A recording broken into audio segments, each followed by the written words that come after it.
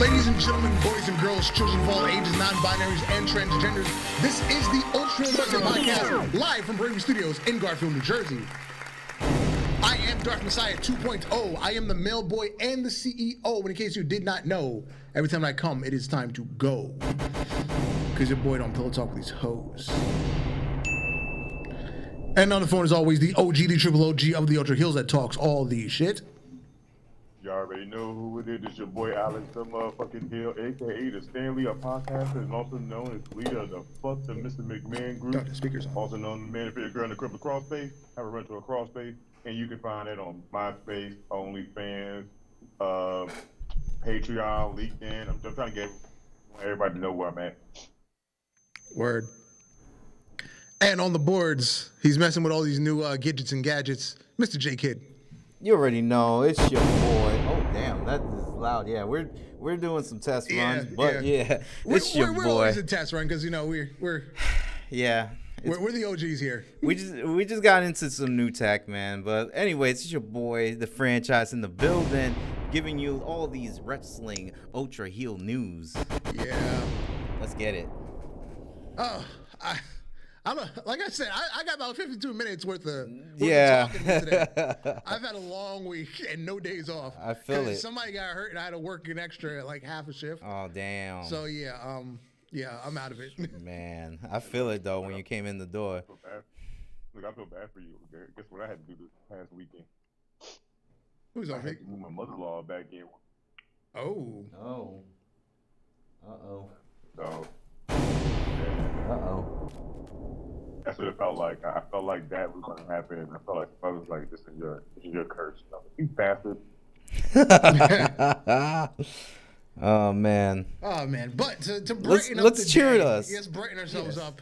Let's cheer ourselves up. Cheeks of the week. Yeah, look at them cheeks. On your left, we have Toni Storm. 4 nominations, I believe. Yeah. On the right, Scarlett Bordeaux. She's on like number 5. Because literally you can put her on every week, but you know. Yeah, true. But in the middle, the biggest surprise ever, someone you never thought would make this list. Right? Charlotte Flair. And Andrade, he's in the picture, so we kind of, it was hard to like crop him out and keep the ass. But. I mean, I feel like it made her better. I don't know. It made her better. Who would have thought we'd be looking at Charlotte's ass? I knew eventually one day we'll do. I never thought we were going to, but you know, I think times have changed. Yeah, times have changed. Times has changed. And gone for words. All right. Yeah, so we're gonna kick things off a little different this week. We're gonna go Ultra Fantasy Booking first. Oh yeah.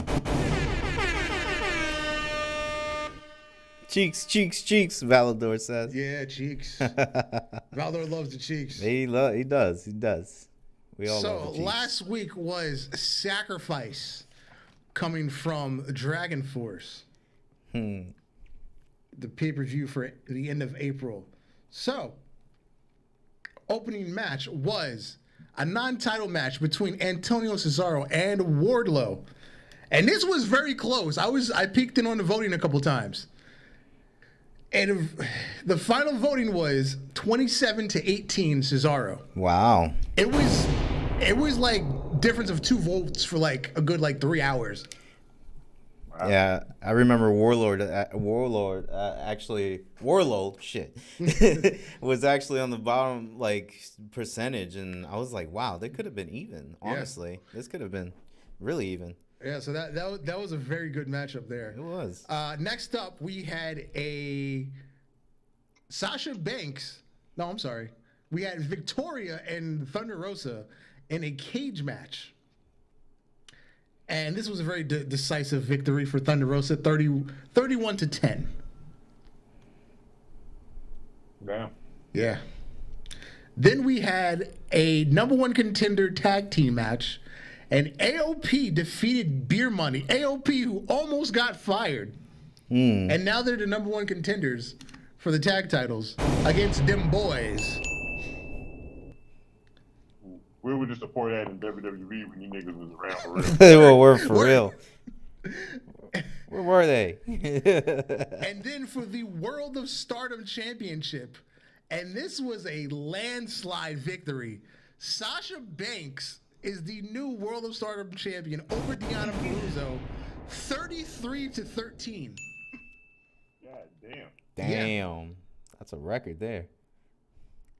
Okay, so the intergender battle royal.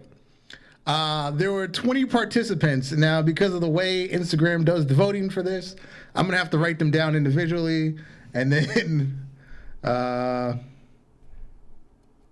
then tell you who the winner is. So we got Kevin Owens, we got a Dexter Lumis. Who did you vote for? You voted for I voted Jay Lethal. yeah, okay, Jay Lethal. Yeah. So you voted Jay Lethal. We got a Cedric. We got another. We got Loomis, and we got. So that's 2 Loomises. We got a LA Knight. Let's see. We got another LA Knight. We got another Dexter Lumis. And we got another LA Knight. So we have Royal Rumble 2011, where Cena and Batista fell out the ring together. Vince McMahon broke a tailbone. So Dexter Lumis and LA Knight are tied. Man. LA Knight, man. Which was an actual feud in NXT, wasn't it? I believe. Yeah, I believe so. So there's your result. You have a tie between Dexter Lumis and LA Knight. That's pretty interesting. So I guess we have to single that off. I got to wait to single that off. All right. That is pretty interesting. Yeah, tie. Yeah. And now over to Warzone. Yeah. We're go over to Warzone here. And we're going to kick off the show with a fatal 4-way steel cage escape only match. And this is for the second #1 contender for the WWF Championship to go over to Dragon Force and challenge Cesaro. Our participants are Darby Allin, Kofi Kingston, Maxwell Jacob Friedman, and Nick Aldis. Next up, in the women's... It's going to sound racist, but I'm going... Good, no offense, it's going to sound racist, but I always bet on black. Next up, the #1 women's contender, Jordynne Grace, will take on Nikita Lyons, who open challenged the champion last week and lost. So if she beats Jordynne Grace, she can potentially work her way into a second title match as well. In the Pure Rules open weight tournament, this is the final week. This is the final week for the tournament. We're here. We're here. The final week of the tournament. The top 2 records would face each other at our next pay-per-view, and we will crown the MLW openweight champion. We're here. We're finally here. It took 5 months, but we're here. It took so long. It feels like the Marvel Cinematic Universe. It feels like we're 10 years in now, and now we're finally at the end of this first chapter. Yes. So tonight's first matchup is Alberto Al Patron versus Adam Cole, baby. And the other matchup will be Bryan Danielson versus Damian Priest. And then in the tag team division, we have the Brotherhood, Cody and Dustin Rhodes, taking on Scorpio Sky and Frankie Kazarian of SCU. And our main event for the WCW United States Championship, Brock Lesnar will be facing a gauntlet. It will be against Randy Orton. It will be against Big E, Kazuchika Okada, and Walter. Yeah, well, I like doing that sound, but that bullshit has something crap. So yes, that is our main event. Brock Lesnar in a gauntlet match for the WCW United States Championship. You know what? That sounds like something he will want to. Yeah. I could. Now, who's going to take him out? That's the question. Diabetes. That's the only person Lesnar can win this fight for real. This might be out of order, but since we're talking about Brock Lesnar, this man, Brock Lesnar, was doing Brock Lesnar things. And this man killed a bear and skinned it with his bare hands. This is Brock Lesnar I'm talking about. It sounds like this is what Brock Lesnar do for real. Like, I've been saying Brock Lesnar been doing this shit for years, and now he just proved my point.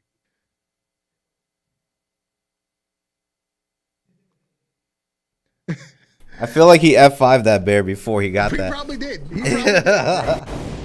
But His shoulder size. He put that bear in a Kimura lock and broke his paw. Like, He made him pass out. That's how he decapitated him. now the website that first shared this photo, he killed this and he's going to be selling the bear meat at the butcher shop on his property. Because remember when he was on Pat McAfee's show, he said he owns a butcher shop on his property. Yeah, he does. So he's going to be selling this bear meat now. Straight from the grizzly. What does that taste like? Chicken? You know what? It probably do. I want some.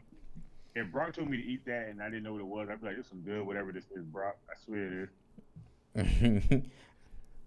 I bet you. Taste. It does taste like chicken once you cook it. Yeah, because everything seems to taste like chicken. Oh, it's just meat, no. you know. We taste like chicken if we get cooked, you know. Shit. We'd have to ask, what's that fucking guy's name? Oh. Hannibal Lecter. Oh yeah, definitely. What's the fava beans? Side of his entrails.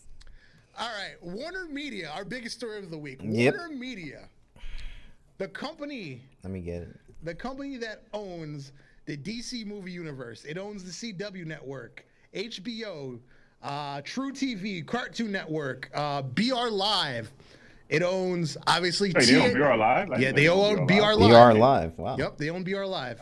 Adult Swim, which is part of Cartoon Network, Warner Brothers, TNT, and TBS, the two stations that AEW programming come on. Executives at WarnerMedia have made a statement that they want to offer WWE a deal for Roman Reigns to appear on AEW programming. Woo-hoo-hoo-hoo. Imagine. And that is called opening the forbidden door. How would it feel like just to have Roman Reigns in AEW and the Forbidden Doors just come up, just even an audience as a show? Article reads, when Fox signed the billion-dollar deal for SmackDown, their biggest demand was Roman Reigns. The Tribal Chief has become one of the top merch movers in the company and is poised to become the next mega crossover star. So perhaps it isn't surprising that WarnerMedia execs want him to appear in AEW. Omega Reigns? When what was this? 2012, when Roman Reigns won his first WWE Championship, Jacksonville Jaguars co-owner Tony Khan tweeted Roman Reigns, "Congratulations to former Jacksonville Jaguars player Roman Reigns on winning his first World Heavyweight Championship." It's very formal. You know, 7 years before Tony Khan ever decided to start a wrestling company. It's very formal of him. But what would that crowd be like when Roman Reigns' music drops and he walks out the curtain? Oh my God! I think they will still cheer for this dude. You know what's funny? It's not when Roman Reigns walk out. It's when you hear Paul Heyman's voice on the microphone. You know they're gonna be chanting ECW when he comes out. Yeah. Bro, first of all, you can't chant that with Paul Heyman. I don't give a damn where he worked at. You gotta chant ECW. If it was ECW, a lot of the wrestling we watch now wouldn't be a big ass thing. Mm-hmm. Like, I came up with one scenario. Like, if this should happen today, this deal went through, and obviously they would probably keep it hush hush, so it's a surprise. Here's my first scenario. So, obviously CM Punk is pretty much, everybody's saying he's going to beat Adam Page at Double or Nothing, right? Yeah, of course. Okay, so he beats Adam Page at Double or Nothing, and then 5 weeks later you have Forbidden Door. So the whole time on TV, we never give CM Punk an opponent for a Forbidden Door. We just keep it quiet, right? Mm-hmm. So But at the same time, he comes out, he cuts a promo one week. He says, you know what? When I first came here, I said I wanted the AEW World Championship. I got it. Now I'm feeling nostalgic. How about that Ring of Honor World Championship? You know, take me back. So he challenges Jonathan Gresham. He faces Jonathan Gresham the last Dynamite before Forbidden Door. He wins that, so now he's a double champion. Match is over. CM Punk picks up a mic. Yeah, there's a little bit of feedback. He picks up a mic. He says, you know what? How am I world champion and I don't have a match for Forbidden Door yet? And then you know what happens? Roman Reigns' music hits. Roman Reigns comes out to the ring. He stands in front of CM Punk. He does the thing where he puts his hand out, give me the mic. CM Punk gives him the mic. AEW acknowledged me. And now he has a match with CM Punk at Forbidden Door. Let me tell you what I just heard. The fanboy busting a nut. Exactly. Like, it would be so crazy. Like, people don't even watch wrestling will be talking about that. Yeah, that I was like, yeah, if he has to say AEW acknowledge me. That's all I need to hear. And I'm blowing my wad. So you got any scenarios for what might happen? No, because this is one of the things I want to see if it does come to fruition and how they would get to it. But at this point right now, they're gonna make this sound like super special. They gotta do it. They gotta treat it like they treated Cody Rhodes at WrestleMania. Yeah. I also thought of a scenario for Cody Rhodes. Because in my other scenario, Daniel Bryanson becomes the unified champion for Ring of Honor and AEW. And that would happen like at All Out, and you string out the storyline until like November, and then Roman Reigns shows up in November to challenge Daniel Bryan for Survivor Series, champion versus champion. And then at Survivor Series, Cody Rhodes screws Roman, and Cody Rhodes versus Roman at Starrcade. And you have Starrcade in Madison Square Garden, and he wins the world title that they stole from his daddy in the garden. So right now, that just sounds great. I would love for that to happen. But we know anybody with last name McMahon don't like ideas like that. Yeah, this is true. This is very true. So yeah, wishful thinking, obviously. I'm saying that they would get my money. They would get my money if they did that. I mean, by my money, I mean I will. If they were the Madison Square Garden, I swear I'd take a trip back up north just to go buy a ticket to go sit down and watch that in person. They would get my money. So Vince ain't about that life. Yeah. Yeah, I got you. So yeah, WarnerMedia has legitimately come out and said, we want to make Roman Reigns happen in AEW. That's big fucking news. Now with this happening, if we get Roman Reigns to go to AEW, can we get him to show up in New Japan or Impact also? Just to fit him all over the place? I don't know that it would work with New Japan. It sounds good, but I don't think it would work. I think it would, just for the exposure, for we see how they got rid of that, NXT Japan division that never happened. Yeah, that's true. I think NWA would work pretty good because obviously Matt Cardona is the world champion right now. So Cardona, Roman Reigns, I'd buy that. Mm-hmm. You know the castaway, Matt Cardona, Zack Ryder. Mr. Woo Woo Woo. You know it. You know it. Playing the man said it's knowledge. I'll watch that. I'll watch that with bells on. All right. So speaking of Vince McMahon, this past week we had a bunch of releases from NXT. And it's being said that now every 90 days they will be releasing talent. And before we went on the air, I mentioned to you, I want to say it was Bully Ray that was on his podcast, Busted Open. He was talking about how all WWE contracts have this clause that you're literally on a 90-day trial period all the time. At any point, at every 90-point juncture, they can just say goodbye for any reason, for no reason at all. Whether it's budget cuts, whether you sucked in the ring, whether you did some shit outside the ring, every 90 days they can just say goodbye. So essentially, you signed a 90-day contract, not a 2-year contract, 3-year contract. You signed a 90-day contract, and it just renews every 90 days. And this is what bothers me about that, right? Why hire so much talent if you're gonna give them an 90-day period to even get them all TV? Hell, why hire some people that never made it to TV, get them 90 days to never get on TV, and still let them go? What's the purpose? To me, it just sounds like a real waste of money. That sounds like dark. If your company just hires some dude to like be a manager of a store, and they hired him, and then for like 6 months, this man doesn't do anything. He just gets to sit home until he gets to really start work, and then your job goes, you know what? We really don't need him. Go ahead and let him go. What was the purpose of you wasting time to get somebody there? Mm-hmm. Yeah, so notable releases were Dakota Kai, Harland, a.k.a. Parker Bordeaux, Malcolm Bivens. I'm mad they got rid of Michael Bivens, bro. He was a good little side character for that guy in Minecraft. It was rumored that they were going to use him for Omos instead of MVP. And then and then something, I guess Vince or somebody said, nah, fuck it. We're just going to turn MVP on Bobby instead. Just keep using what you got.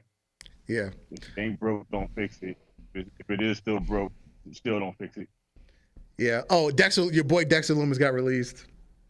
Yeah, it bothers me, bro. Because now, what is Indy Hartwell going to do? What's he going to do? Yeah, that's the thing. You just broke up like fucking storylines that are active right now. Dexter Lumis and Index and those other two, fucking Persia and whoever she's allegedly dating in the storyline. Fucking Harlan with Joe Gacy. Harlan just had a match to win Joe Gacy a title match. So how the fuck does that work? Like now he just gone. Like, so you built this man up. He supposed to be out the next day. Now he's gone already. And I'm like, bro, you didn't give this man a chance. To be honest, him just showing up on TV made me want to watch that crappy NXT 2.0 because I wanted to see what he was capable of. Mm-hmm. He let the man go. I'm like, bro, all Triple H vision is just basically just gone and went. Yeah, according to reports, his in-ring work was not improving. It was still very basic with him.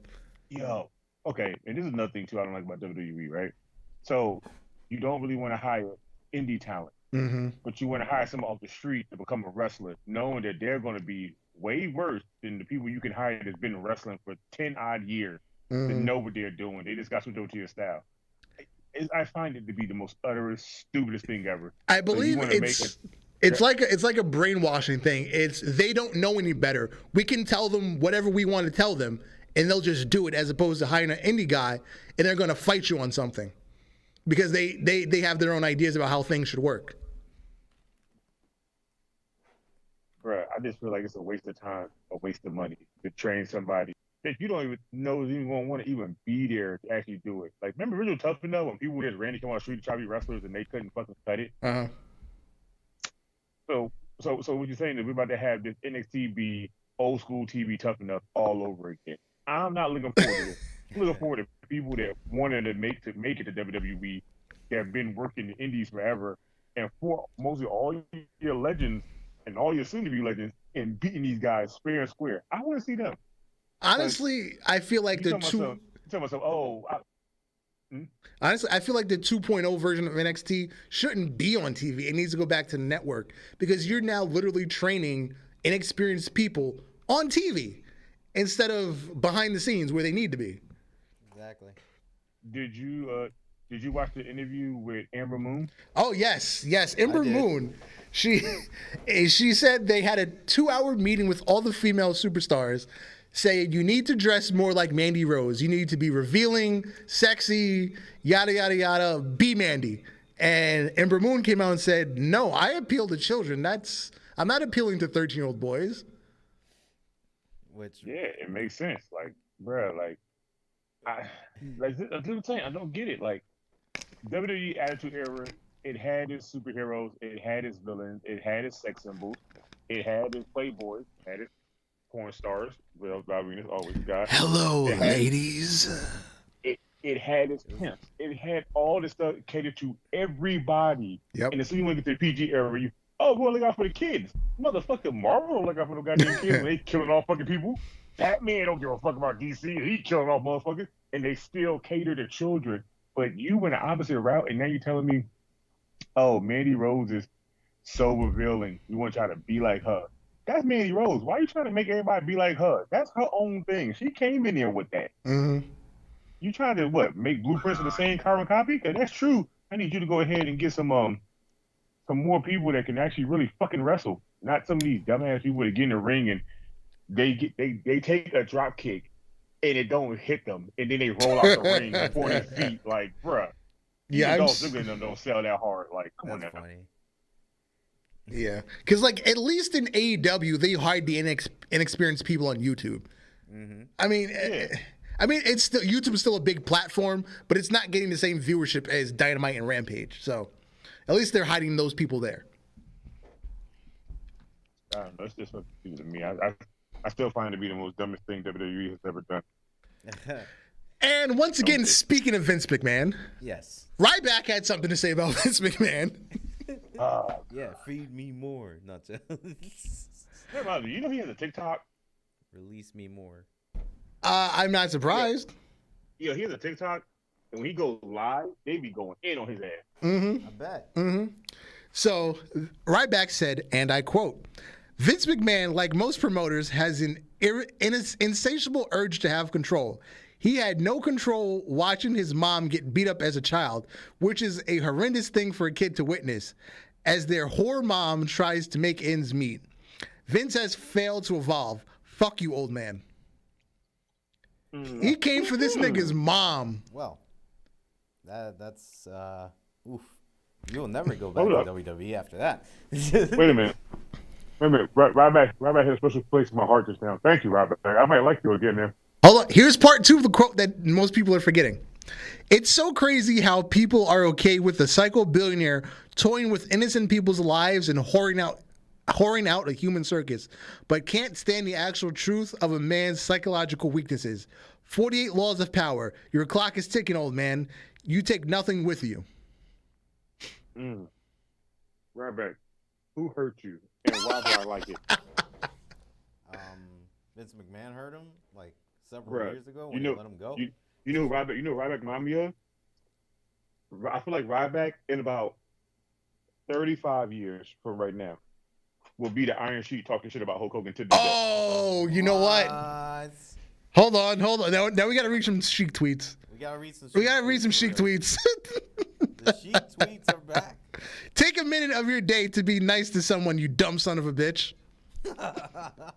Hulk Hogan being a dumb son of a bitch for 25,102 consecutive days. Whatever the day is today, fuck it. Bro, I'm telling you, I don't know what it is about Iron Sheik, bro, but I literally love his Twitter now. Like I go on my Twitter just to look at his shit. I don't care if I'm about no else on Twitter now. I got you on that. Under the table, go fuck yourself. He did one for 420, and I think he said happy 420 and still fuck Hulk Hogan. I said, God damn. Hold on, let me see if I can find Hulk Hogan. He hates Hulk Hogan. Let me see if I can find 420. I gotta scroll. I don't know why I hate you so hard for Hulk Hogan. He really does hate Hulk Hogan though. Oh, he had a lot of ones on the 21st. Where's it? Okay, here we're in the 20th now. Fuck the daytime high. Once upon a time, shut the fuck up. Fuck the web 1, 2, and 3. Happy 420 Damn. and fuck Hulk Hogan. Netflix, what the fuck, you dumb son of a bitch. If raindrops keep falling on your head, get an umbrella, you dumb son of a bitch. Bro, I really feel like they just be. I feel like they just give him his phone and be like, "Hey, just write whatever at that time or point." And he just goes, "All right, cool." He just sit there with his phone in his hand, just typing random shit. I feel like that's what the case is. Windows 11, go fuck yourself. Bro, I would love to meet the Iron Sheik now. I gotta meet him before he passes. I need him as a voicemail for my Google app, for my Google phone number. So when he called, he'd be like, if you call and reach Alex the Hill, go fuck yourself. That's all I need. I don't need much. All right. Yes, that was good. The Iron Sheik, man. A great legend. Moving on. A national treasure. Yes, national treasure. Young Rock. God. As some people say, the historical aspects of Young Rock are not very good. They're just, it's an entertainment show for people that don't give a shit about wrestling. And speaking of which, Young Rock gets higher ratings than every wrestling program on TV combined. Why? Because it's a better show than modern wrestling, apparently. Rock. You add SmackDown, Raw, NXT, Dynamite, and Rampage, and Impact, add all 6 of those up, and it doesn't equal the ratings of Young Rock.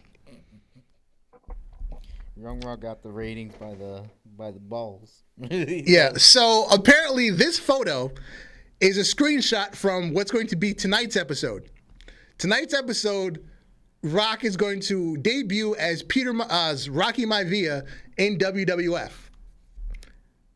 Now, can you name the people in this locker room? I can only name 4. You've got Undertaker. I know the one on the left is Stone Cold. Yes, that they were saying that's Ringmaster Stone Cold. Wow. Which is inaccurate, right? That was pre-96. That was like 94. He was Ringmaster, right? It was like 96, yeah. It was 96? Rock debuted in like 97, right? Yeah. Yeah. So from there. So that's why I think it's inaccurate that you have Ringmaster Stone Cold. Mm-hmm. But no. I think it's right because I think at that point he was doing dark matches, so he would have been there the same time as Ringmaster Stone Cold before he went bald. Okay, yeah. So behind him, obviously you have the Undertaker. The guy in the suit in the middle is obviously Hunter Hearst Helmsley, and behind him you have Iron Sheik. You have Mick Foley, and I don't know who any of the other 4 people are. I think the other 4 just enhancement talent from around that time. I told you, me and my wife sat here and we watched the Royal Rumble when Shawn Michaels went in as number 1 and he won. Mm-hmm. And out of that whole Royal Rumble, 9 wrestlers came out, and I did not know who any of the motherfuckers were. But apparently they was talented, people was cheering and they knew the names. And I was like, I watched wrestling around this time. I've never seen these guys. Who the fuck would it? Bro, I was on Google. I was on Wikipedia. I'm gonna be like, who are these guys and where did they come from? Because I don't remember them. At one point, WWE, their enhancement talent was known at one point. That's really awkward. Mm-hmm. I mean, that's like a good thing and a bad thing. At least, because they're using enhancement talent now for Walter. But before that, when was the last time they used enhancement? Oh, Nia Jax. They did some with Nia Jax for a little bit before she started killing Lana. Nia Jax, they gave her enhancement talent. When Alberto Del Rio first got there, they gave him enhancement talent. Yeah, so now we're going back to 2012 with Del Rio. Yeah, and then I think right before Del Rio. Oh, right, they did Ryback. Ryback. They gave Ryback almost goddamn every enhancement talent from every city that they could get. Because I think one night it was like a 4-on-1, and he did a fucking shell shock with all 4 of them on his back. Oh my god. Yeah, but to be honest, all 4 of them niggas together weighed about as much as me and you, Dark. Like, come on now. Yeah, that's like true. 150 pounds, probably. They about 150 pounds because he fought one guy like he was a child. He like soaking wet. He probably weighed 52 pounds. Yeah, and Ryback probably squat about 800. You know, I've forgotten. Yeah, you know. With you know, with his supplements and his training powder. Yeah. You can squat anything. What were you saying, Jiggin? I was saying, you remember this forgotten name with Ryback? Brad Maddox? Oh, yes, Brad Maddox, yes. I was just watching a video, and I was like, oh, yeah, I remember this guy. Brad the Maddox. man holding the camera in his Page sex tape. Yeah, that's right. First of all, now that you said that, I got in my mind Brad Murdoch kneeling down on one knee, holding the camera at chest level like he was professional. Now it's gonna bother me because now I'm gonna have to go look that video up. Jesus Christ. Yeah, he's holding the camera and stroking himself at the same time. And they say it would still put in more work than him in wrestling and in tape.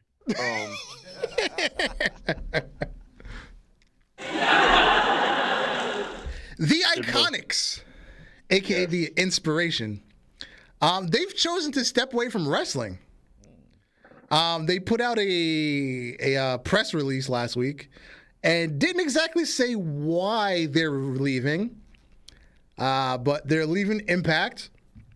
My initial thoughts was they're having problems with their work visas again, but apparently not. I think maybe it's more about the fact that they're getting a lot of modeling, quote unquote modeling opportunities. Porn, Yeah, that, yes. Soft, hardcore, whatever. I see they're doing a lot more modeling. However you want to classify modeling. Which I'm not mad at. I'm okay with this. Yeah, like I said, I'm not mad at it. I'm not mad at it either. Just, we get more cheeks for the week, so I'm okay with this. I'm okay with them being on every week. Yes, and I want to say that the IIconics / Inspiration are the best women's tag team of all time. Yes. It's a very short list, by the way, but they are the best tag team of all time. They are the best. I was say y'all heard Darth, and if y'all don't like it, you gotta fight me for it. I don't give a fuck. They won the tag team championships at the biggest show in two different promotions.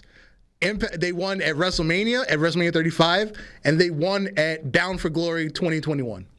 They are truly way better than the Bella Twins. Yes. Yeah. First of all, they are truly what their name are. They are really the Inspiration. Yes.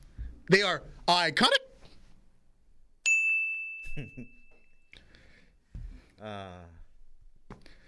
Valdor said. It's really weird to see them on TV now. Yeah, right. Valdor said when Luke Harper and Eric Rowan came back, they ran through a bunch of jobbers. Oh yeah, the Buzzard Brothers. Yeah. They did go through a whole bunch of jobbers. They went through a lot of jobbers too. At one point I was like, damn, y'all don't give a shit, huh? Y'all just want to put them with whoever at that point. Yeah. Now that I think about it, I want to know who else has the most jobbers in every era now. Good question. Because I know at one point WWF was not getting local talent, but they was getting talent from different regions before Vince started buying everybody the fuck out.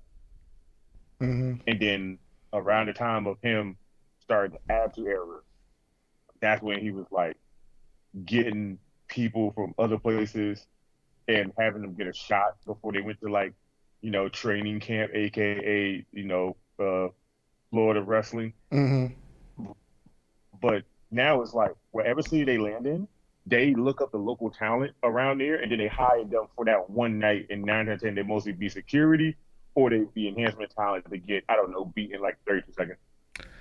When Jim Cornette worked for WWF, what was that, like 97 through 2002 or whatever it was? Mm-hmm. That was one of his office jobs because he worked in the office as well as being a match agent. His office job was he worked with third-party deals. So if there was like a book signing or a CD signing at a store or whatever, he was in charge of that. He was also in charge of finding enhancement talent.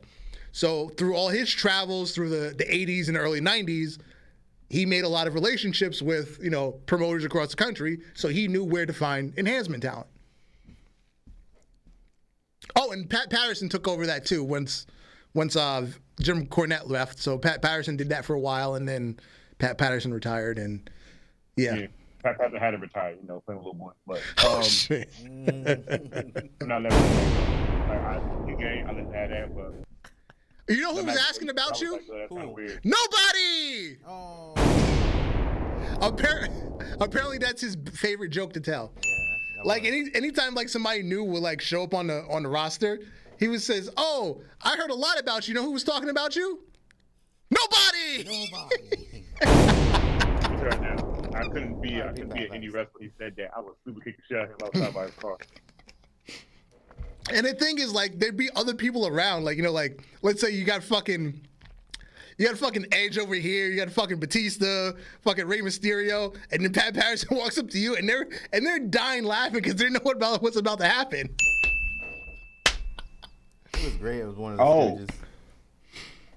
Did you hear Cody Rhodes tell the story about Randy Orton at WrestleMania? Yes. Yep. Go ahead. Where he said he ripped off the stall and just laughed. And he was like, I'm not letting Randy get away with this. I heard he's a family man, the nice guy. Fuck that. I'm not letting him get away with this. This motherfucker used to be an asshole. I just like the fact that Cody didn't bring that story up. I was like, bro, I love this. But I'm just waiting for WWE to catch Randy and Matt Riddle in the back smoking a fat L. It's got to get caught eventually. Okay. RVD always tells the story of, in the early 2000s, it was him, X-Pac, and fucking somebody else. They were out in the parking lot smoking. They came back in, and he walks past Stephanie, and she says, "At least change your shirt." First of all, I believe Stephanie had hit that a couple of times. And you can take it as wrestling or weed. It don't make me never mind. But I know she's hit it more than once. Yeah, well, that's got to be my favorite RVD story that he tells. For real, it's the best. Makes Stephanie look cool too. Bro, Stephanie was already cool when we all heard of her fucking Macho Man. She was already cool at that point. Oh damn. Oh, that's actually referenced on Young Rock, by the way. It's very subtle. It's very subtle. But it's referenced on Young Rock. It's very subtle. Wow. Funny as hell. I did not know that. Now. Yeah. I gotta go watch. I gotta watch it now. Shit. It's in this season. I don't remember what episode, but it's in season 2. It's very subtle. Cause fucking Rocky Johnson's making a phone call to Vince, and in the same episode they're talking about Macho Man, and because Pat Patterson comes to watch fucking Rocky, and they're talking about Macho Man, and they're talking about Vince's kids, and it's very subtle. It's very subtle. Wow. Let me tell you something. I need to get the WWE 2K for the PC and mod it just like I had that scene happen. There's also this. Go ahead. Hold up, but there's also a video out of Roman Reigns doing the house show, and he talks to the crowd, and people were like, listening, booing. Somebody said, "Sing." He was like, "I ain't got no good singing with. I'm not gonna do that." But when somebody said, "The Rock could beat you," he was like, "And I could beat his ass too." He don't want none of this. He just kept it moving. And I was like, that was so subtle. Oh. Acknowledge me. I can't get rid of that, bro. Somebody in the crowd needs to make that a shirt and wear it to when they see it. Word. We need a shirt. Well. Don't make me. I'll go screen capture it. Well, apparently, we're having WWE Backlash this weekend. Yeah. Excuse me, WrestleMania Backlash. No. Damn it, I didn't want you to say it that way. Shit. It's called WrestleMania Asslash, okay? Because this might be ass, and I think this is not going to be a good pay-per-view. Yes, the worst pay-per-view that Alex the Hill has ever gone to. Yeah. Backlash. Asslash. What was that, 2016? Don't remind me of the year, please. So probably what will be the match of the night, which was I think the second best match at WrestleMania. The rematch of Cody Rhodes and Seth Rollins. Yeah. I think that's going to bring it up a little bit more. Because we also have a rematch of Charlotte Flair versus Ronda Rousey, and that will once be hot garbage. It'll be hot garbage.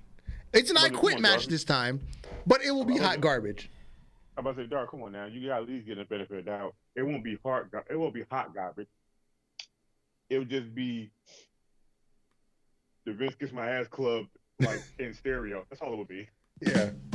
And then we have a rematch of Edge versus AJ Styles, but Damian Priest will be banned from ringside, but I believe Finn Balor will be in AJ Styles' corner. You know what's funny? I really kind of want to see this match now They developed it a little more. So Yeah. I kind of it's a good watching right now. We have a rematch of Bobby Lashley and Omos, WWE don't need you. They really don't care. Why? but now we have MVP in Omos's corner. Happy Corbin and Madcap Moss don't give a shit. I really don't. Now, really don't. hold on. Before I say I don't give a shit, Madcap Moss is growing on me as a babyface. He's growing on me. Still don't give a shit about the match. At least you know the character's growing on you. You know. Yeah. You want him in future matches, and and see what he could do.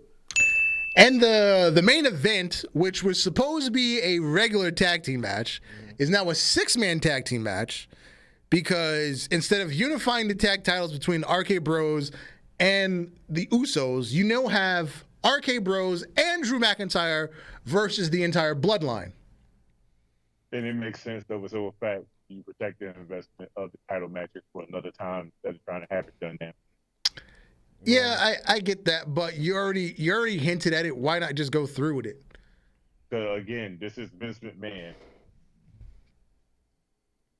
We're never going to get what it said the first time go around. We get it around the 5th or 6th try. We'll get it Look at 5 Miro. years later. But when you they're did old. promos for 3 weeks saying we're unifying the titles, and then the week before the pay-per-view, no, we're doing a 6-man tag. The fuck? Yes. It's a Bro, clusterfuck. again, Vince McMahon has final say so. It sounded great on paper. It sounded great on paper. It looked good in the books. But then Vince just woke on there and was like, you know what? 6-man tag would be a lot better. Trust me, Yeah. it's going to work out. No, wants- it's not. He wants It's 6 guys flopping meat everywhere. Whoa. What the fuck? Whoa. Flopping meat is one thing. Slapping meat is another. Now, Now, meet somewhere. It's Vince McMahon we're talking about. He was like, oh, we don't want 1-on-1. We want 6. And I'm like, what the fuck? Valdor said, make the jump to PC, Alex. Sony is going to bring their games to PC. Oh, yeah, God was already over there. Yeah. Yeah. Before we went on the air, we were talking about the size of the rosters. WWE currently, I found the article. WWE currently, before the release, because this article was like 5 days ago, WWE has 253 talents across 4 brands to fill out their 9 hours of weekly television. AEW has 174 people on their roster to fill in a minimum of 5 hours because Elevation sometimes goes for fucking 3 hours when they put 16 matches on the fucking show. But it's listed as an hour-long show, but again, sometimes the stream just goes fucking 3 hours. The stream lasted forever. Forever, yes. And thankfully, they're keeping regular dark. They're trying to keep that to right about an hour. But Elevation goes forever. Yeah, it does. And also, I found another article I want to go over real quick before we get out of here. Yeah. Since AEW has been on the air, can you guess how many gimmick matches that they've had? Not including pay-per-views. Strictly on Dynamite, on free television. Well, cable television. So they've been on the air since October 2019. They've been on the air for less than 150 weeks. How many gimmick matches have they had in 150 weeks? About 43. You guess? 50? You're both way short. Okay. 85. Wow. What? 85. 85. gimmick That's matches? one every other week. They have a gimmick match. Holy crap. Now this You know does what's not. funny? This I'm does cool not with that, include. Does this include Dark? No. Just Dynamite. Strictly Dynamite. No pay-per-views. No Rampage. No YouTube. Just Dynamite. 85 matches? On just Dynamite. Again, no pay-per-views. Yeah, I got you. No Rampage. No YouTube. Just Dynamite. Just 85. But Out of 100. 85 Out of approximately 150 episodes. But 85 freaking gimmick matches on Yes. Dynamite alone? Alone. Holy crap. Here's the list. I'm not going to name because they're grouped together. It's not each individual. They're grouped together. You have 6 street fights.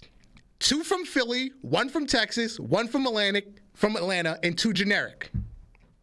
You've had 2 triple threats, 8 battle royals, 6 fatal 4-ways, 2 cage matches, 2 Iron Man matches, 5 handicap matches, 7 no holds barred matches, which span just random types of no count out, no DQ, that kind of thing.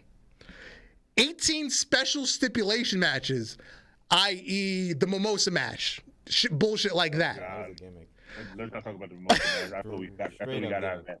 You have 8 lumberjack matches, 3 falls count anywhere, 3 tornado tag matches, 1 gauntlet match, 2 tables matches, 1 parking lot brawl, 1 dog collar match, 1 bull rope match, 1 strap match. Similar matches, but you're using a different mechanism for the same type. 1 bunkhouse match, 2 lights out matches, which again is slightly different from a street fight and slightly different from a no holds barred match. Where was I? Lights out. One arcade anarchy match. They're bullshit with Rusev and the little mini European dude. We're at 20 now. 20 matches. 1 blood and guts match, 1 MMA cage match, 1 mixed tag match. I'm surprised they haven't had more. Yeah, right.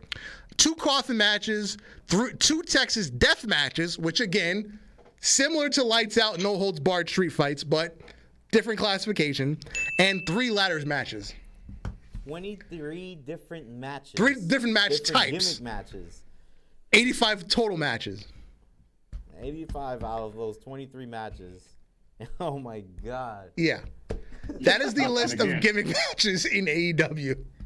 And again, I'm going to say it again. At the end of the day, I'm not mad. You're trying to set I'm the not bar. mad because you know what?